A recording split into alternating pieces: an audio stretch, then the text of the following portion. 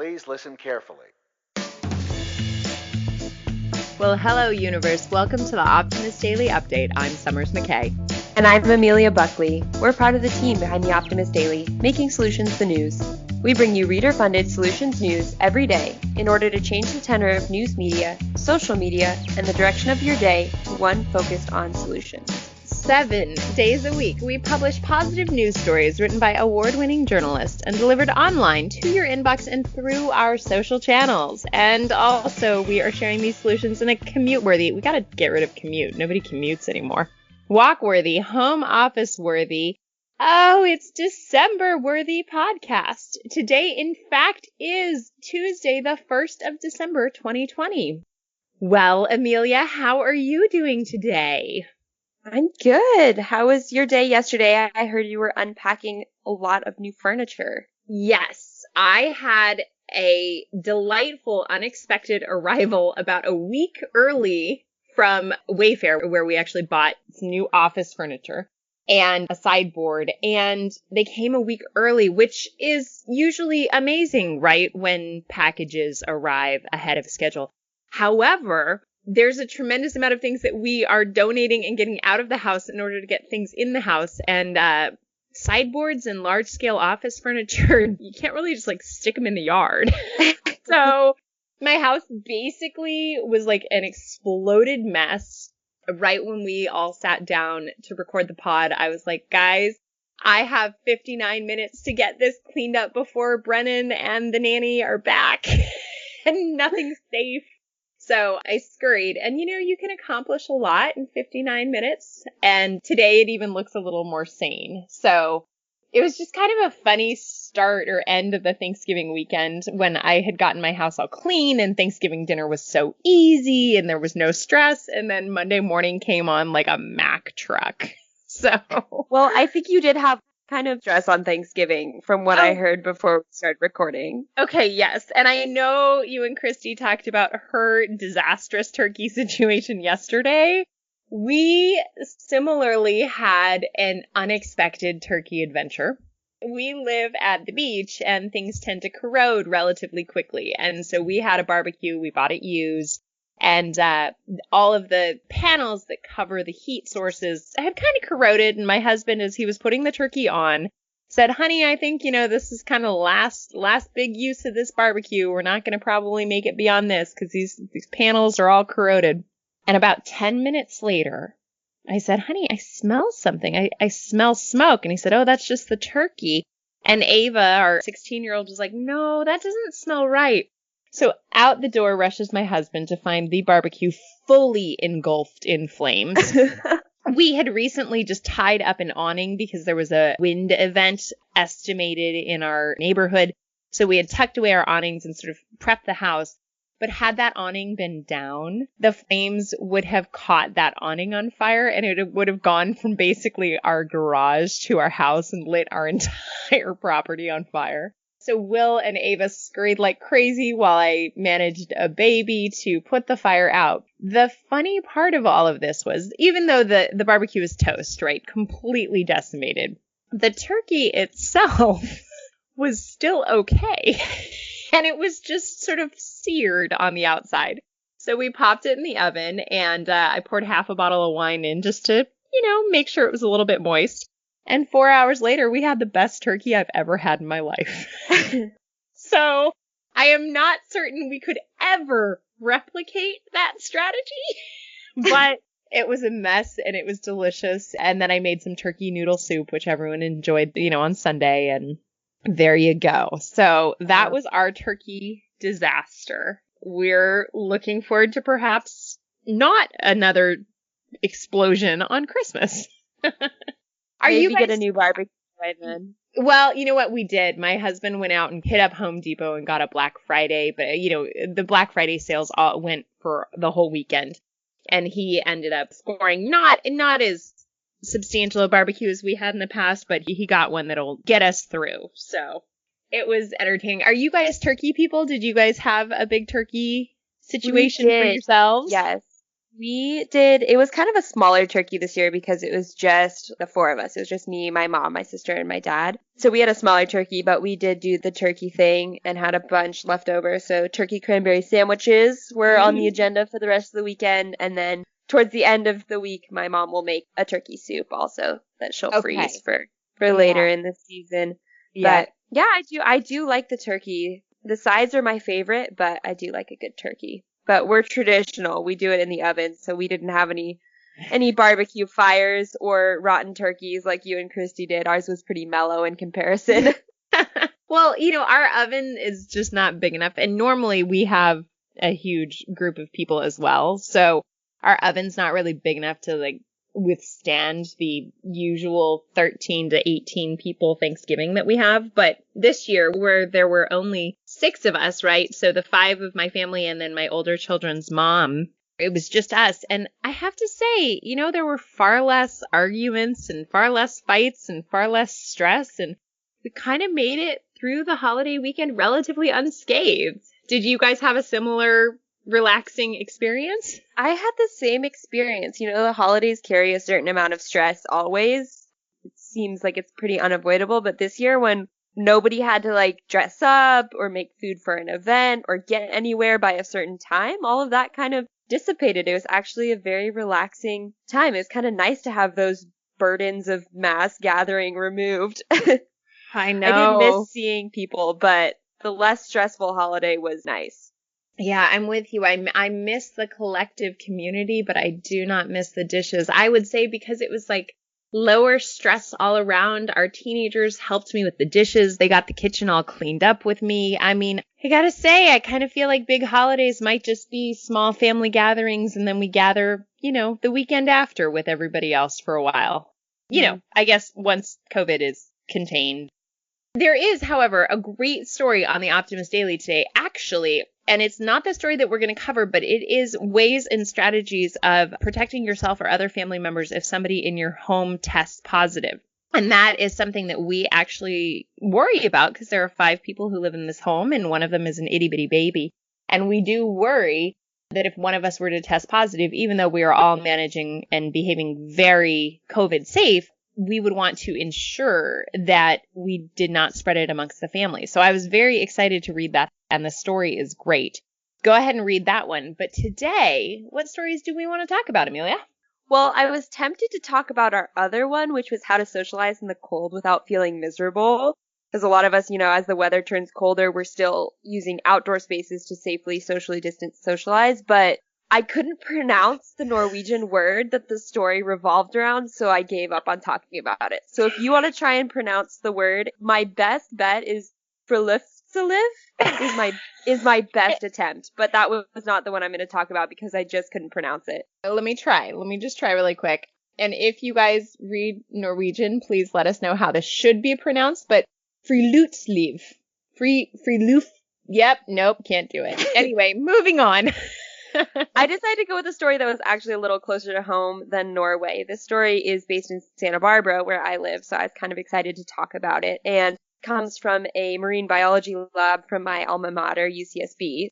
And it's basically talking about how AI is helping beachgoers and sharks along the California coast. Seeing more and more great white sharks along the California coast, which they think is due to warming waters. And although there hasn't been an increase in shark attacks, luckily, there is this interesting dilemma where you have to deal with the fact that there's more sharks and also people at the beach, and they're trying to find ways to let these populations exist cohesively. So Douglas Macaulay, who's a marine biology professor at UCSB, came up with an AI solution called Shark Eye, and he worked with AI researchers from Salesforce and computer scientists from San Diego State University, and they came up with a system it's pretty simple. They use drones to scan large areas of the coast, and then when they detect sharks, they send out an alert chain to 36 critical responders in the area, alerting them of where the shark was spotted. So basically these responders are lifeguards, surf camp instructors, beachside homeowners, all of the people that are kind of critical in this chain of command on beach safety. Mm-hmm. And they're testing it at Padaro Beach. When they track a shark, they can also see how big it is and anticipate the age of it. So they're using it to inform research on shark migration and kind of learn more about where these populations are moving to and why they're moving. So when they combine that with temperature data, they can kind of see how these warming trends are influencing shark behavior, which is pretty cool. So fascinating. And, as a ocean lover and ocean diver, I've always said that if I ever was bit by a shark, either I wouldn't survive or it would be my Oprah moment. And now that Oprah's not broadcasting, I guess it might be, I don't know, my Good Day LA moment. I don't know. But I don't have a tremendous fear of being bit by a shark, but it is definitely something that you can't help but think about when you hop in cold water, wearing a wetsuit, looking like a seal on top of a board. So definitely. I love also the use for, AI and the collaborative across universities, right? San Diego State is involved and Santa Barbara is involved, and that private and public sector effort that really makes this a valuable solution. Mm-hmm. It's interesting. They said that they might even launch like a surf report style shark report. So you can go on and see how active your local shark populations have been before you decide to head to the beach, which would be pretty interesting. I know that in South Africa, they actually have a flag alert system. So they have different colors of flags to indicate the severity of shark risk for the day. Shark risk, yeah. Yeah. And so they have, green and white and red. Basically, when it's red, there's like a ton of sharks and no one can swim in the water. My friend that studied abroad there was telling me about that. I feel like what you don't know can't hurt you is sort of a mindset that a lot of surfers and open water swimmers take, right? If you can't see what's below you, then the fear doesn't come into play and you're just more willing to just go for it. But simultaneously, educated decision making is probably pretty valuable too. I don't know. My mindset in the water. Ignorance is bliss. I just try not to think about it. Quick Brennan story. We love swimming in the pool, and she can say the word pool, but it is too cold to go to the pool these days. And she keeps asking to go to the pool. She keeps saying, pool, pool. Well, we were watching Five Little Speckled Frogs, a nursery rhyme, and the frogs jumped into the pool where it was nice and cool. And as she was watching it, the frogs jump in and dive down and are like scurrying on the bottom, and there's all other frogs and fish, and I could see her kind of looking at it and seeing the word pool and hearing the word pool. I could kind of see her thinking, I didn't know that was in the pool. And I just, I'm probably like filling in way too many blanks, and she did not have that experience, but I worry that my daughter now thinks that frogs live in the pool. So when I was young, we had a pool at my house, and I told my sister that sharks could get from the ocean to the bottom of the pool grate and come up into the pool.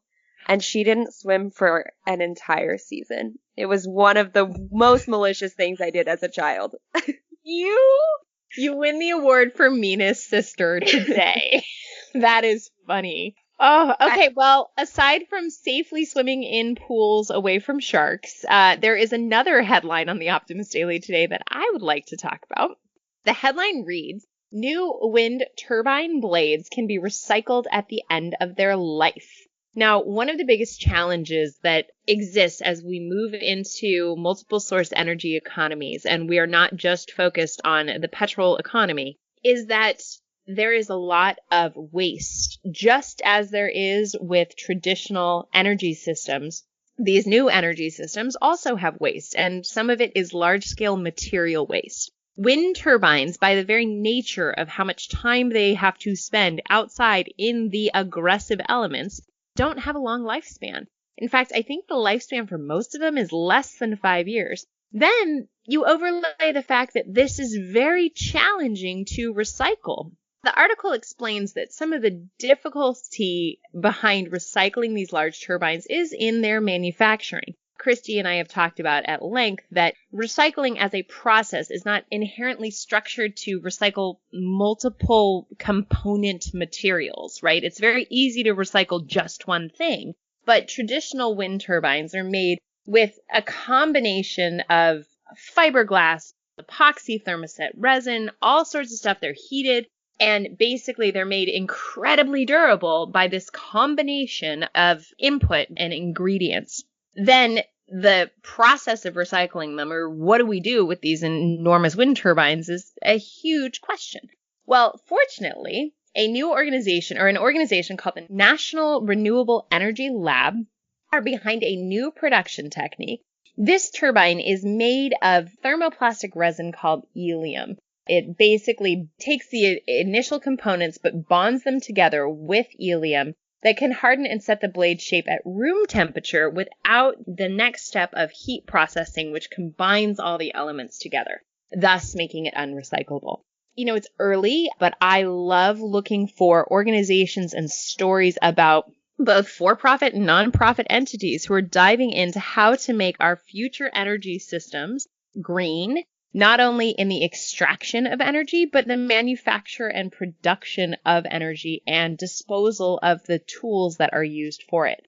More testing is required to see whether these new recyclable blades can actually withstand the outdoor conditions. Certainly, wind turbines in the ocean are going to have a different experience than wind turbines in the desert.